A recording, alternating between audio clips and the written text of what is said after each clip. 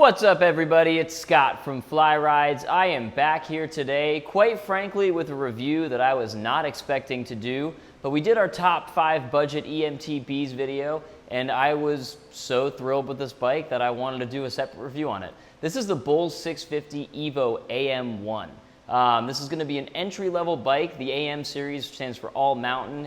The 650 series from Bulls is going to be a Bosch motor, so it's a Bosch Performance CX, fully integrated into battery and at an entry-level price point that you really can't find in a lot of other places. But that's not why I was impressed with it. It was a really, really solid ride. We'll break into it a little bit more as I continue with this video, but let's check out the bike.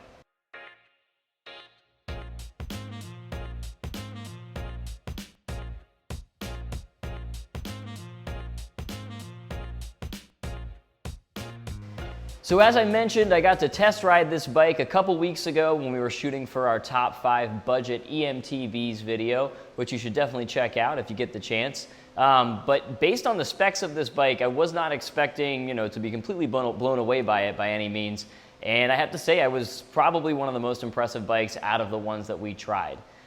Suspension-wise, you're getting the Bulls Litro fork. It's on 35mm stanchions.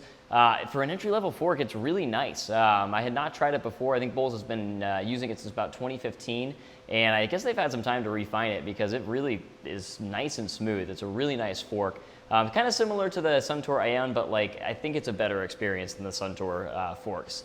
In the back, you got the Fox Float DPS. Those are both going to have 150mm of travel on there. So again, a nice all-mountain bike. It's capable of some really nice climbing, but the descents are nice too, and you can do some serious jumps on it if you want to because of that extra travel in there. You do get plus-size tires on this bike. They're the Schwalbe Smart Sams. That might be something you would want to upgrade long-term, but for a starter set, I would go through that set first and then just kind of see what happens, see if you like them, if you don't.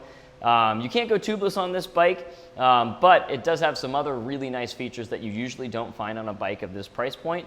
You get a dropper seat post on there coming from Kind Shock. It's not quite the level of the KS Lev, their higher end dropper seat post, but it does offer a fair amount of travel and it's still a Kind Shock dropper. The drivetrain on this is coming from the Shimano Dior line. It's 11 speeds on 11 to 42 cassette in the back. I guess the one thing about the drivetrain on this one is I probably would upgrade that derailleur long term. That's the one thing on this bike that I think kind of underperformed in comparison to everything else. But that's not a reason not to get it, I don't think. Derailleur, like a Shimano Dior XT, the step above it, it's a super cheap upgrade. So you could trade in that part and easily change that out.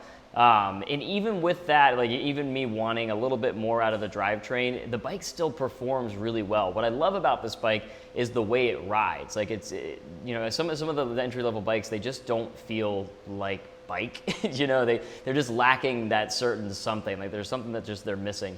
But this one, it climbs so well, it descends so well, it's very playful on single track. And that's really the main reason that I loved it so much, the reason I wanted to do this video.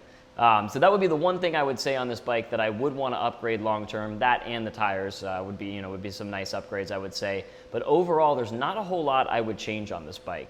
I think this is going to be a great bike from anywhere from entry-level riders who are willing to spend a little bit more money on their first bike to even intermediate to advanced riders. This is going to be a great option. Maybe an advanced rider, you just keep the frame and upgrade some of the parts. But for an intermediate rider, I think this is a great option.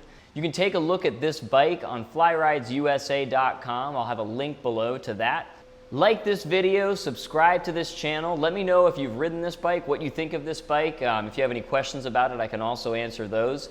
I really enjoyed this ride. I wouldn't be doing this video if I didn't, because I didn't have to by any means. But I thought it was a solid bike, and it's such a cheap price point that I wanted to get the word out about it a little bit more. But yeah, leave a comment below. Let me know what you guys think, or if you want to see any bike reviews, give me a shout. All right, we'll see you next time.